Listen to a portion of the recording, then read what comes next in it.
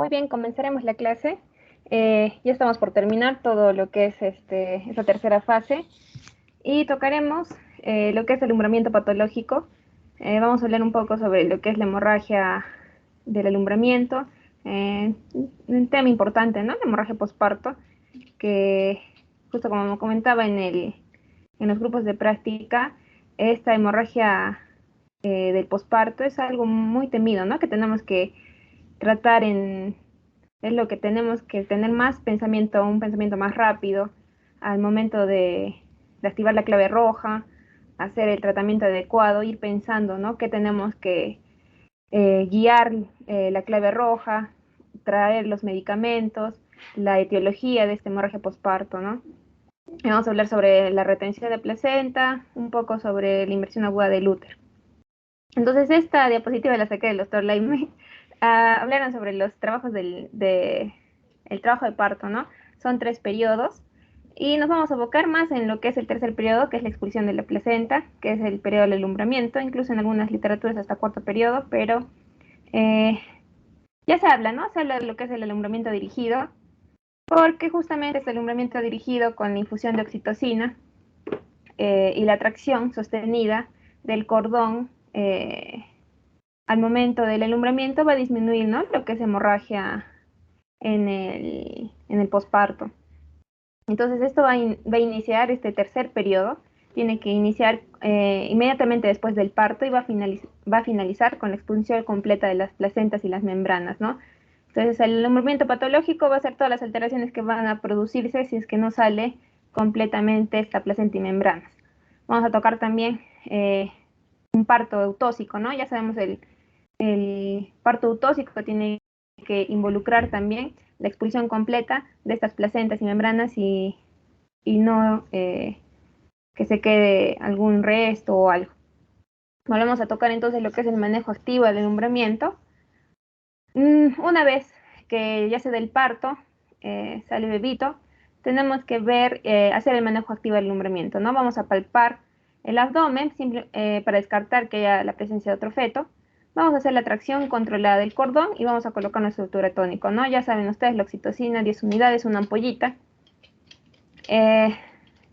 Y vamos a hacer esta tracción con el pinzamiento del cordón según los protocolos y vamos a estar viendo que sale, ¿no? Espontáneamente este manejo activo, que si es que no llega a salir a partir de los 10 minutos, ya con manejo activo, ya tenemos que esperar, ¿no? Hay alguna causa por la que no está saliendo completamente la placenta. Entonces, se cataloga como un alumbramiento que ya está demorando, si es que pasan los 30 minutos, ¿no? Si es que no fuera con un alumbramiento activo, manejo activo. Entonces tenemos que hacer posterior al alumbramiento una vigilancia del tono cada 15 o cada 20 minutos, dependiendo las guías que utilicemos, ¿no? Entonces hemos hablado ya también en las prácticas que hay 3 grandes jinetes del apocalipsis en la obstetricia que nos provocan la mayoría de la morbimortalidad, ¿no? La hemorragia, infección y preeclampsia. Eh, estas 3 grandes patologías que van a provocar de por sí que se crean, ¿no? Las claves para la hemorragia, la clave roja, infección, clave amarilla y clave azul para la preeclampsia. Entonces nosotros nos vamos a abocar ahora a lo que es la clave roja en cuanto a los trastornos hemorrágicos en el posparto. Se va a catalogar entonces mayor de 500 si fuera un parto vaginal, un sangrado transvaginal mayor de 500 o un sangrado mayor de 1 litro por parto por cesárea. O si disminuye el hematocrito aproximadamente 10 o si es que requiere algún tipo de transfusión. Esas hemorragias postparto, el 90% van a ocurrir dentro de las 2 primeras horas después del parto, ¿no? Por eso es importante hacer la vigilancia del control de las funciones, del tono uterino, de, de nuestro paciente, ¿no? En ese momento tenemos que evaluar, se anota, ustedes han visto en el carnet prenatales, en la zona donde ya se colocan todos los datos de nuestro recién nacido, el peso, la talla, para las indicaciones postparto incluso, hay una zona donde dan los controles que tenemos que hacer nosotros, ¿no? Entonces, el principal fallo de estas hemorragias postparto va a ser en la etapa de reconocimiento y la evaluación, ¿no? justamente ya sabemos que el 90% de estas hemorragias van a ser en las 2 primeras horas, entonces no tiene que haber fallos, ¿no? Tenemos que reconocer en ese momento, en esas 2 horas, que se van a dar la mayoría de hemorragias postparto. Todo sangrado continuo que no se controle va a terminar en coagulopatía, y la coagulopatía es la principal causa de histerectomía y morbimortalidad. Entonces el cálculo clínico va a ser vamos a ver, ¿no? Que va a subestimar la pérdida. Aproximadamente la bulimia de la embarazada es un 9% de su peso, y vamos a discriminar, ¿no? Lo que es la hemorragia temprana y la tardía. La hemorragia temprana, si es que se da dentro de las 24 horas, o una hemorragia tardía posterior a estas. Entonces nosotros tenemos que verificar, ¿no? Cuánto es el sangrado en el momento del parto. Es un poco complicado, ¿no? Porque eh, no tenemos una forma de medición exacta, ¿no? Entonces, a veces es distinto, ¿no? Un ginecólogo puede decir, o una licenciada de obstetricia puede decir, no, está sangrando 500, está sangrando 1000, o sea, a veces es un poco complicado llegar a cuantificar. Entonces, la razón por la alta mortalidad asociada a la hemorragia es simple. Hay una demora en el reconocimiento de esta hipovolemia y se falla en el reemplazo adecuado de volumen.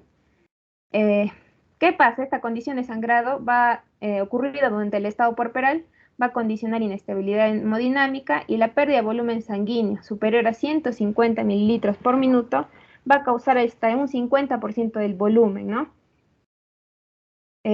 Volvemos a tocar, ya son cuáles son los diagnósticos para catalogar como una hemorragia posparto, tanto por cesárea o por parto vaginal, o si este sangrado transvaginal persistente o continuo va a presentar signos de inestabilidad hemodinámica.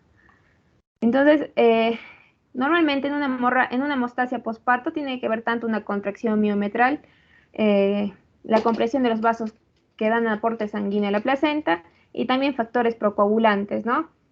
Eh, Todo esto va a hacer que haya una hemostasia posparto. Entonces, si hay alguna alteración, tanto por una alteración anatómica, que por ejemplo un mioma, que impida tanto esta contracción, o factores procoagulantes, van a dar en lo que es una hemorragia posparto. Veamos este cuadro. En cuanto a las muertes por hemorragia, hasta un 50% se va a dar dentro de las 24 primeras horas posparto, ¿no? Por eso es la importancia. Miren cómo está el cuadro, hasta dónde se puede ir, ¿no? Las hemorragias posparto dentro de las primeras 24 horas. Entonces, justamente porque no es muy sencillo poder discriminar cuánto ha sangrado una paciente, cuánto está sangrando, no podemos estar cuantificando, ¿no? No tenemos ahí un medidor. eh, Tenemos que apoyarnos de otros recursos, ¿no? Y se hizo esta tabla para ver cuánto, estimar más o menos las pérdidas, ¿no? Entonces, un estado normal, hemos dicho de 500 hasta 1 litro, el sensorio va a estar normal, la perfusión está normal, el pulso se encuentra hasta 90 por minuto, una presión arterial sistólica normal, el grado de choque, entonces es una paciente que está compensada y no se tiene que reponer nada de cristaloides ni hemoderivados, ¿no? Ahora, si el sangrado ya está entre 1 a 1,5 litros, ¿qué es lo que vamos a encontrar, ¿no? Una paciente que ya está normal o agitada. La perfusión va a estar pálida o con cierto grado de frialdad, el pulso va a encontrarse acelerado, una presión arterial sistólica de 80 a 90, y el grado de choque ya lo catalogamos como leve. Ahora, la razón va a ser a 3 a 1, entonces si está sangrando más o menos 1 litro, tenemos que reponer 3, ¿no? 3 en la primera hora de cristaloides. Ahora, si fuera ya aproximadamente hasta 2 litros, la paciente se va a encontrar agitada, puede haber palidez, frialdad, sudoración, el pulso obviamente va a ir alterándose, ¿no? Hasta que cuando ya tiene una pérdida de volumen hasta más de 35%, vamos a encontrarnos, ¿no? Acá ya la paciente letárgica o inconsciente, va a haber palidez, frialdad, sudoración, lleno capilar mayor de 3 segundos, un pulso más de 120, una presión arterial sistólica menor de 70, y el grado de choque ya es severo. Entonces esto es lo que nos ayuda, ¿no? Nos va a ayudar a ver cuánto es lo de hemorragia posparto. Entonces, cuál es lo que tenemos que hacer? Tenemos que hacer una asignación de roles en el momento que haya una hemorragia posparto. El ginecólogo va a ser quien se va a encontrar, ¿no? Acá está nuestra gestante, dio parto, nosotros estábamos atendiendo, nuestra licenciada estábamos atendiendo, y vemos que la paciente empieza a referirnos que tiene sed, vemos que tiene un sangrado profuso, incluso con coágulos, o viendo la etiología, ¿no?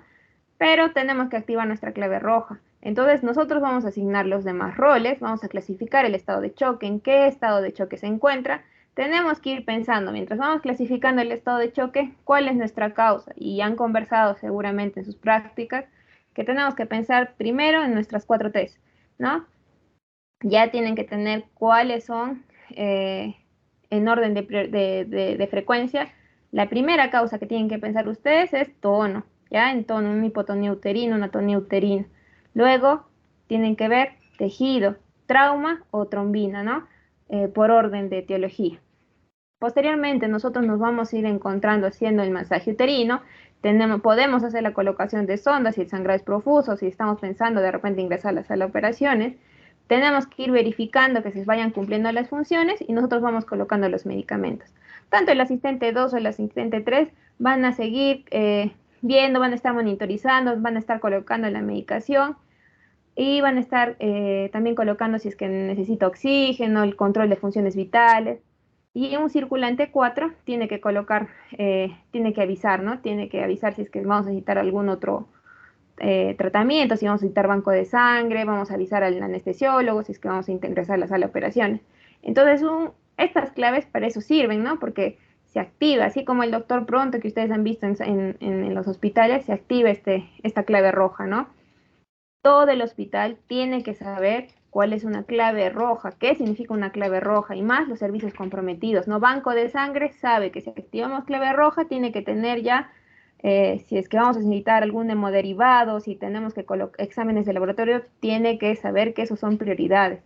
Si vamos a avisar al anestesiólogo, el anestesiólogo incluso tiene que estar con nosotros, ¿no? Incluso a la ayuda de algún otro ginecólogo para que nos ayude, vayamos revisando si es que hay una lesión en el canal del parto, lo que fuera.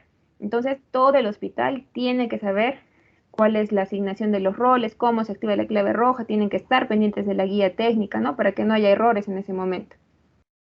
Entonces, en el minuto 0, tenemos que activar la clave roja. Se activa la clave roja. En el minuto 1 y 20 tenemos que hacer el diagnóstico y la reanimación. En ese momento estamos diagnosticando y dándole el tratamiento a la paciente, viendo cuál es la razón de esta clave roja.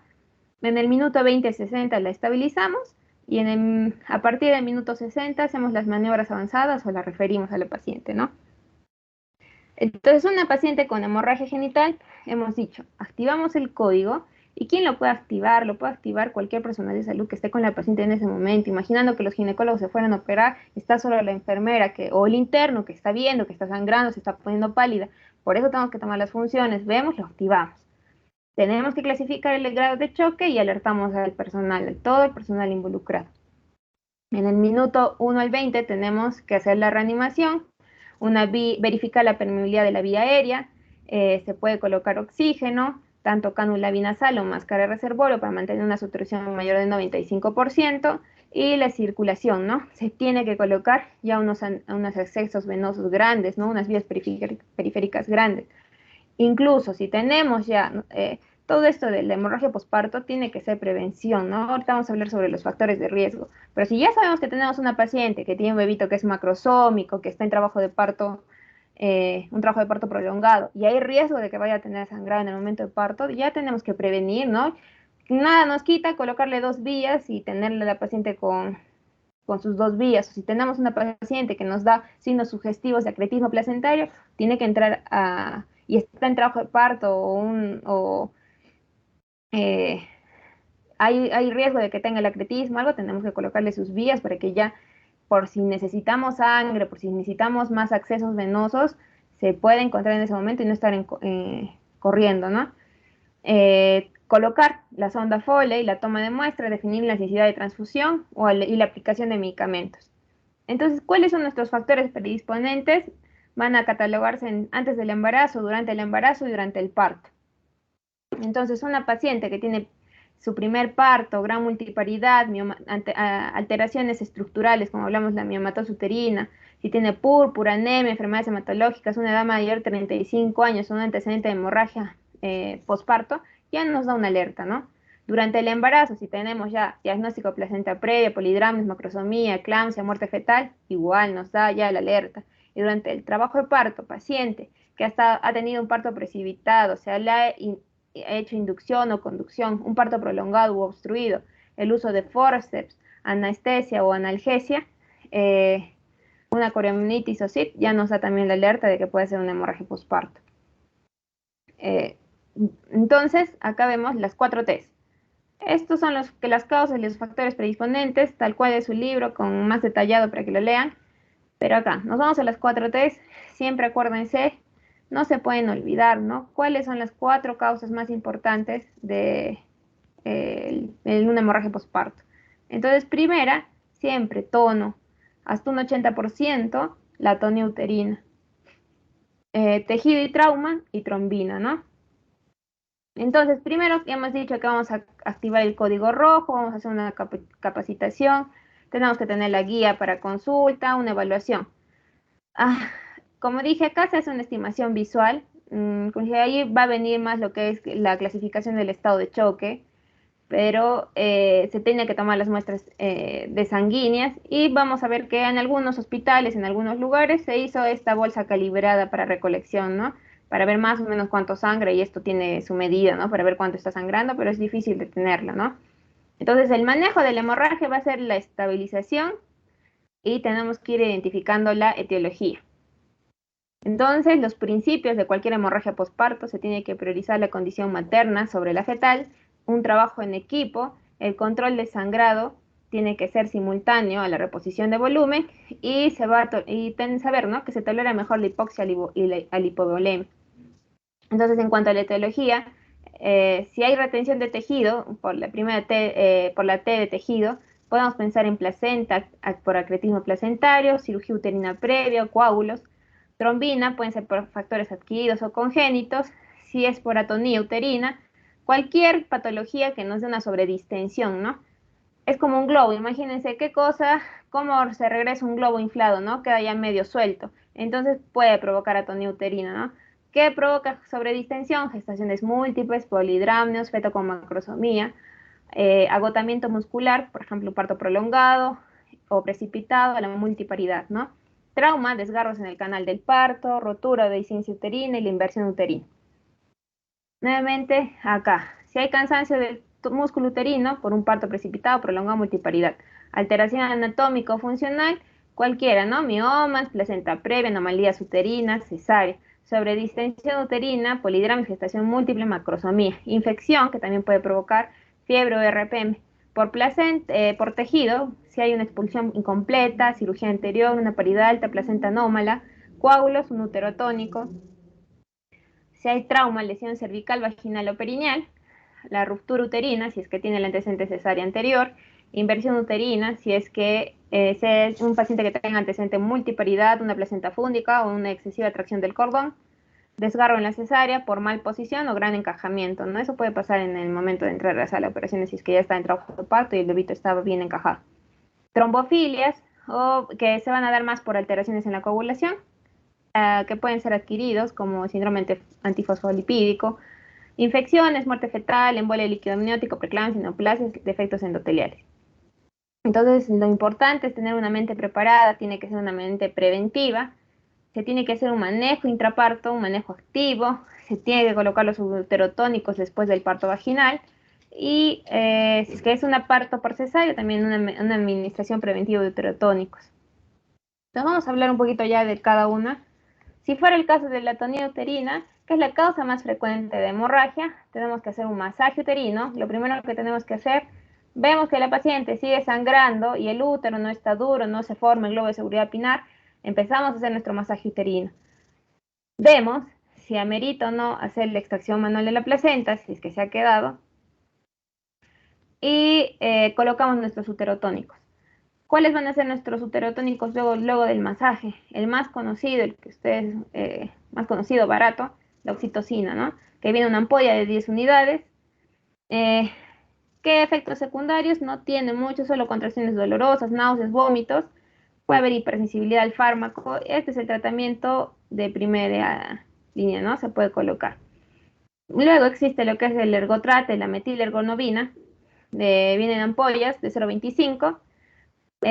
Primera contraindicación que provoca que no se puede colocar en pacientes que tienen hipertensión porque va como un efecto secundario puede provocar hipertensión, náuseas, vómitos, ¿no? Entonces el ergotrate está contraindicado en pacientes con preeclampsia, ¿no? Con hipertensión. Podemos utilizar también carbetocina o misoprostol. La carbetocina, que también en las guías se utiliza, pero costo-beneficio es cara, pues, ¿no? La carbetocina, que es una prostaglandina F2 alfa, a comparación de la oxitocina, que no costará ni un sol ampolla, la carbetocina acá, por lo menos en Perú, cada ampolla cuesta más o menos 120 soles, ¿no?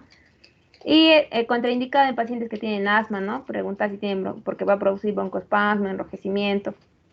Entonces, en este tipo de pacientes habría que valorar.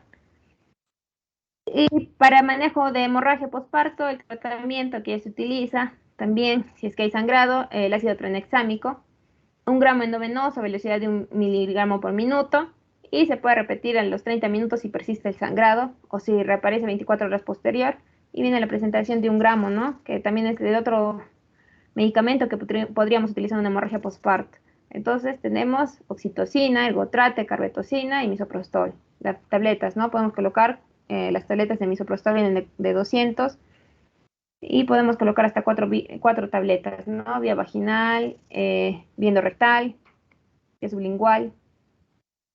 Entonces, hicimos primero nuestro masaje, no funcionó. Colocamos nuestras ampollas, estamos colocando nuestras ampollas, nuestra medicación.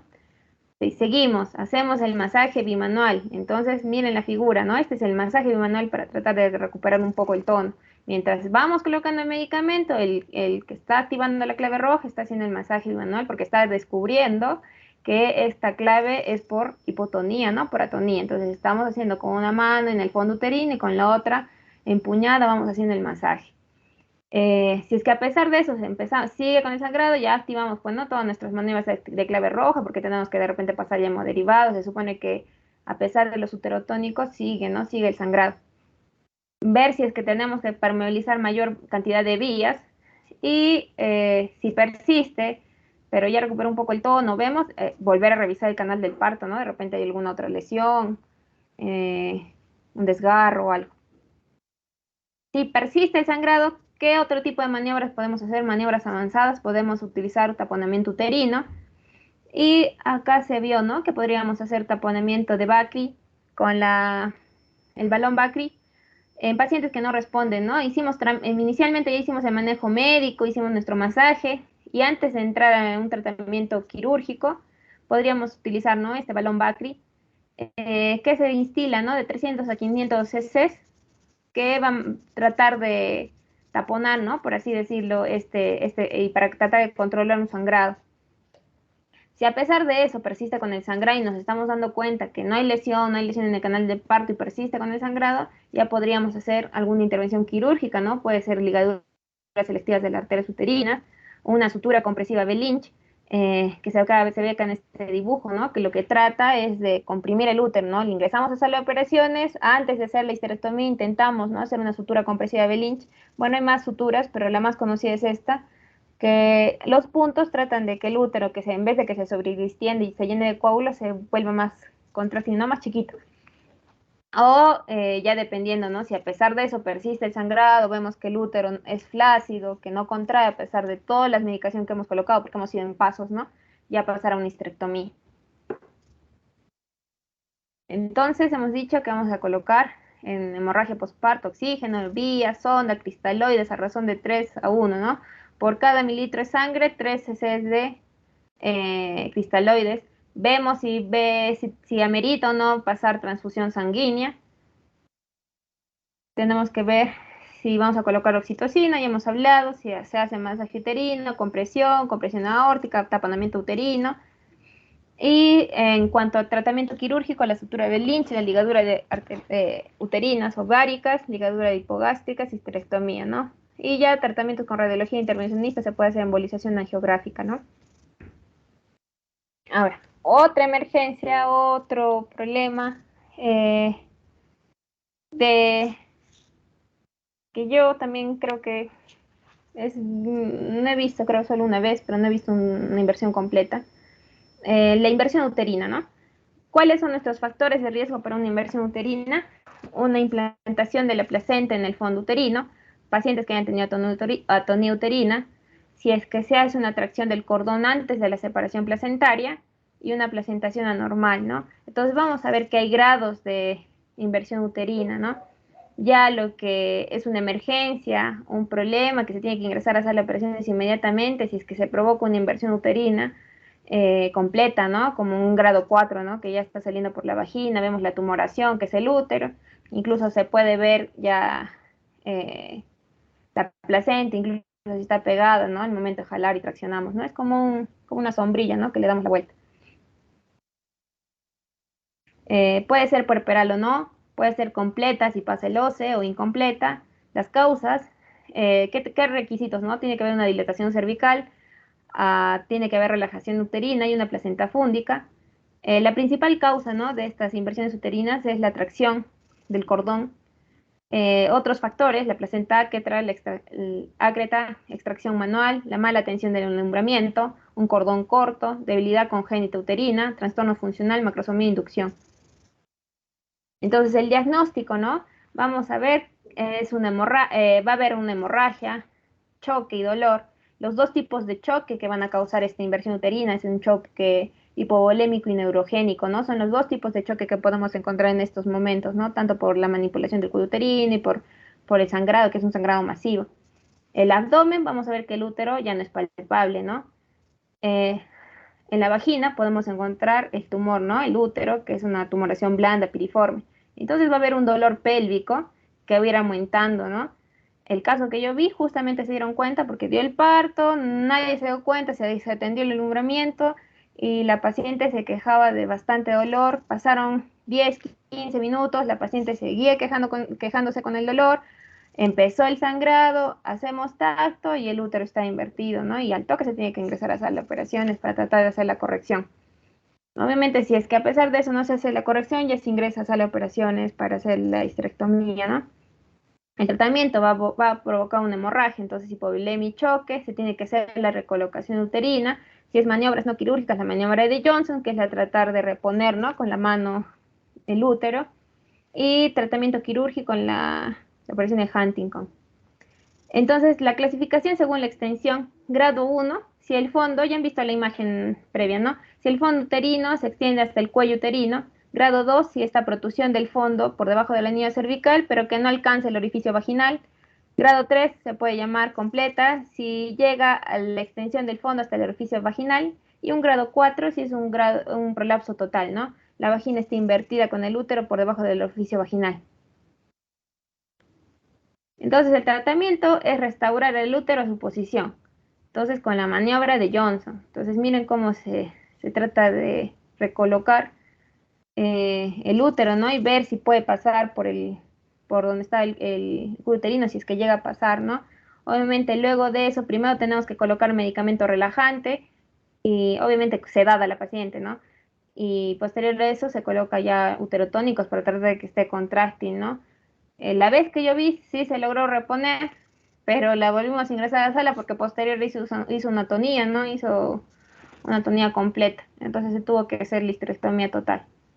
Entonces miren ustedes la maniobra, ¿no? Incluso se repone y se ingresa a sala con la mano enguantada, ¿no? A sala de operaciones.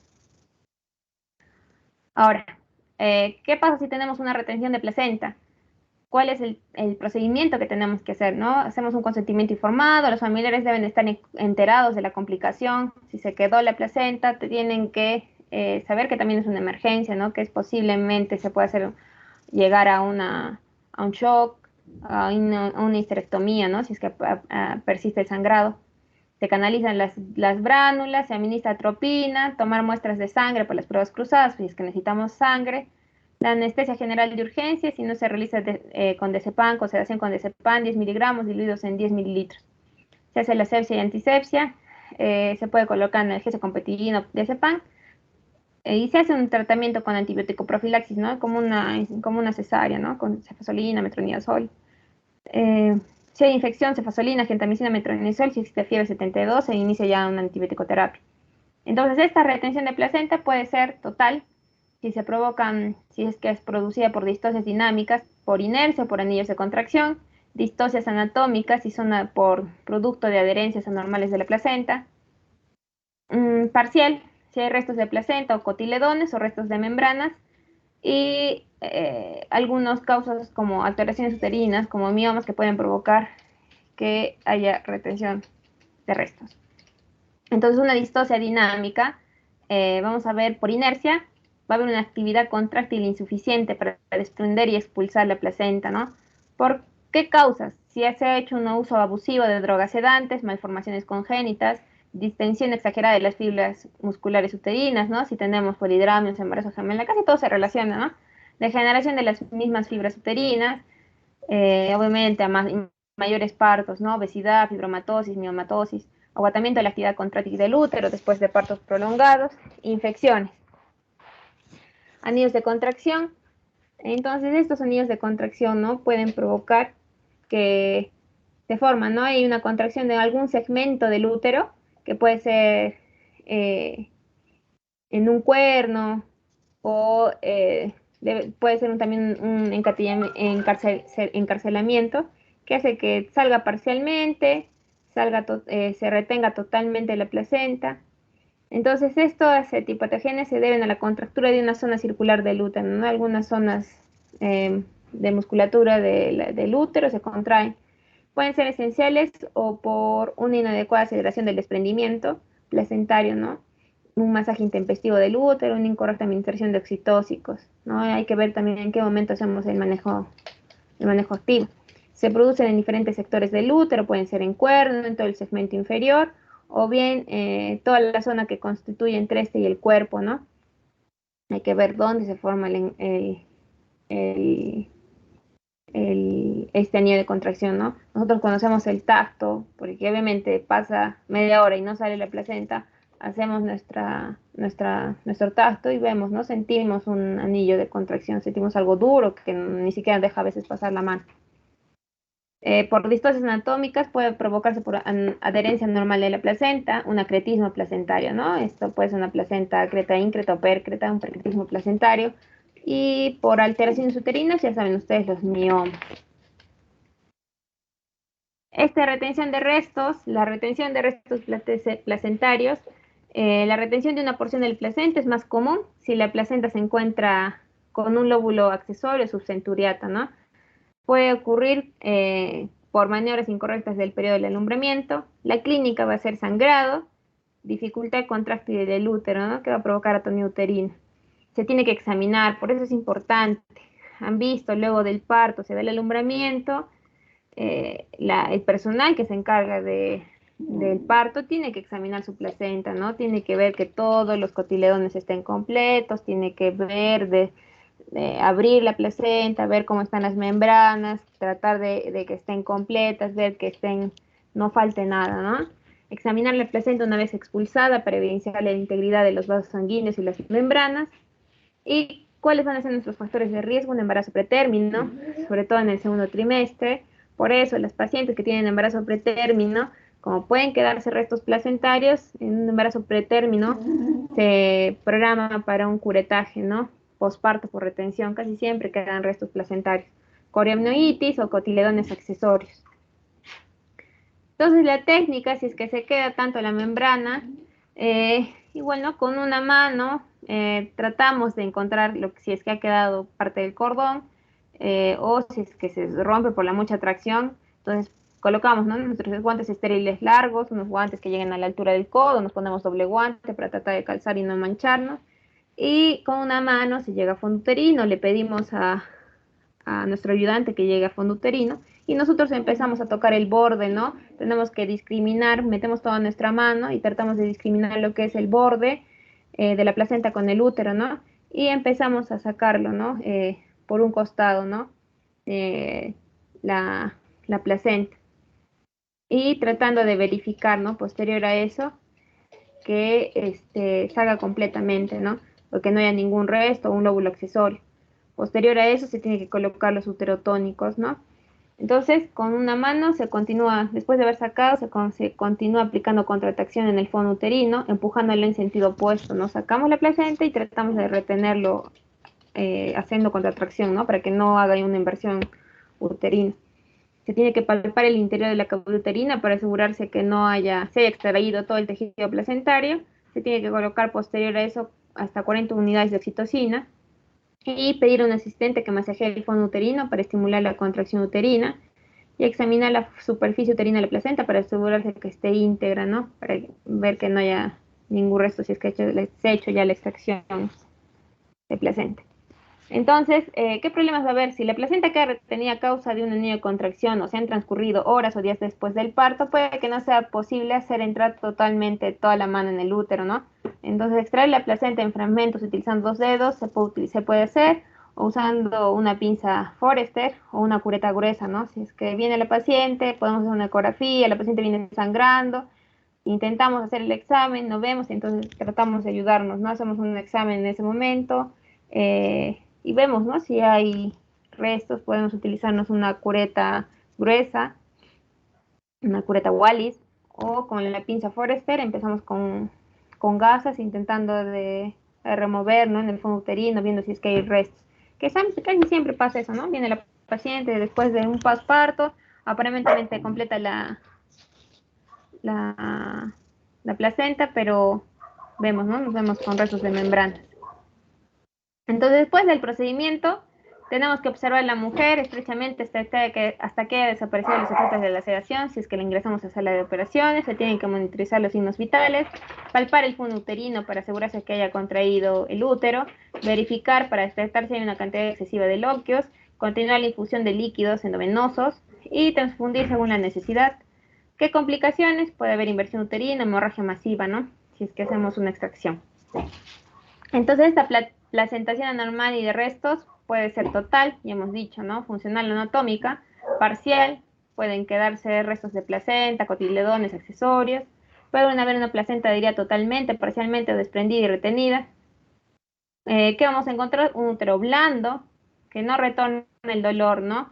Normalmente cuando sale el bebito, hay un periodo, ¿no? Salió el bebito, hay un periodo de descanso, ¿no? Hasta que nuevamente empiezan las contracciones. Entonces, en estas pacientes a veces no retorna ese dolor tipo contracción, ¿no? Esos los entuertos.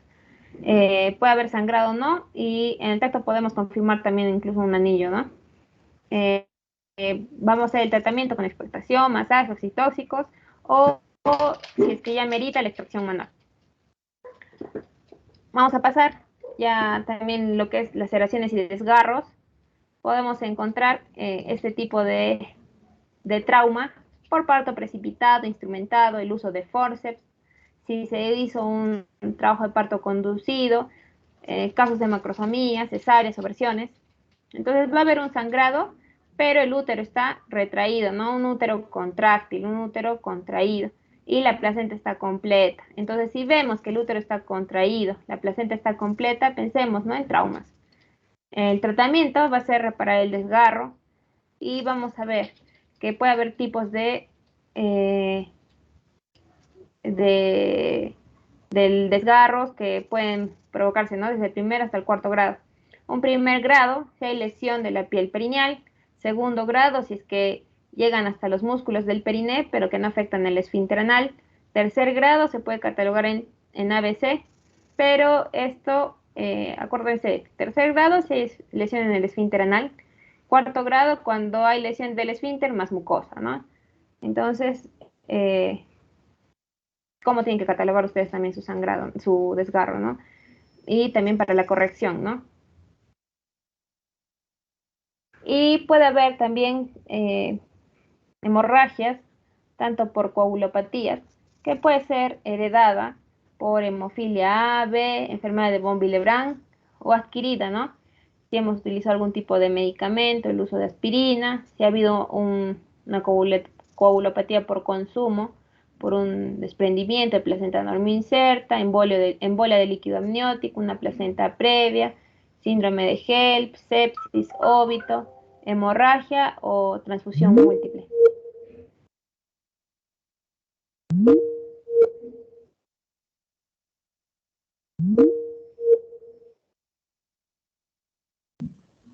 Se mira la pantalla, creo que me fui. Sí se le escucha, doctora. Ya. Entonces ya acabamos, ya vamos a terminar. Entonces la otra razón que puede haber sangrado puede ser por coagulopatía, ¿no? Que puede ser tanto heredada o adquirida. Y eso también ya la vemos como trombina, ¿no? El último caso de las 4T. Entonces ya, nuevamente para recordar, no se pueden olvidar las 4T, tono, tejido, trauma, trombina. ¿Cómo tenemos que actuar? Siempre pedir ayuda. Uno solo no va a poder hacer una clave roja. Tenemos que tener una buena vía de acceso.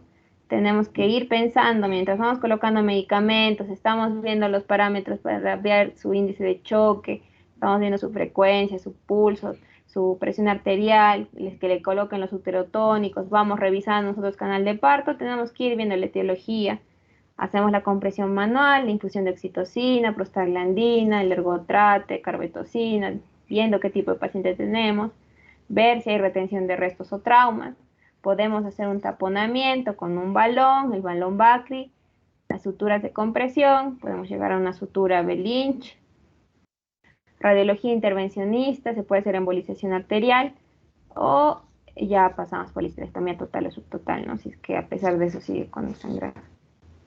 Entonces, toda esta clave roja siempre es un equipo multidisciplinario. Involucran varios servicios, varios médicos, bastante personal de salud.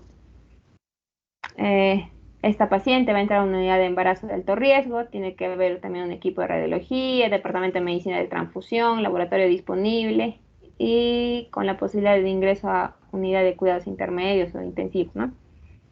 Y acá están todas las causas: tono, trauma, tejido y trombina. ¿Qué es lo que tenemos que hacer, no? Para tono, masaje, oxitocina, taponamiento, histerectomía, no sé, traumas, suturas, si se va a colocar antibiótico, si tenemos que hacer una sutura mayor, si hay un desgarro mayor, tejido, puede ser por una inversión uterina o retención de restos, siempre con su antibiótico profilaxis, ¿no? Porque ya sabemos que la vagina no es un lugar limpio, y más si nosotros estamos haciendo todos los procedimientos. Y ya por último, trombina. Muy bien. ¿Alguna pregunta? ¿Alguna duda?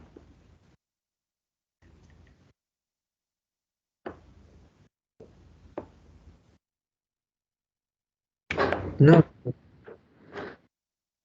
Ya, muy bien. Sencillo este tema. Por favor, lean las causas, las 4T. Muy bien. Entonces nos vemos. Muchas gracias con todo.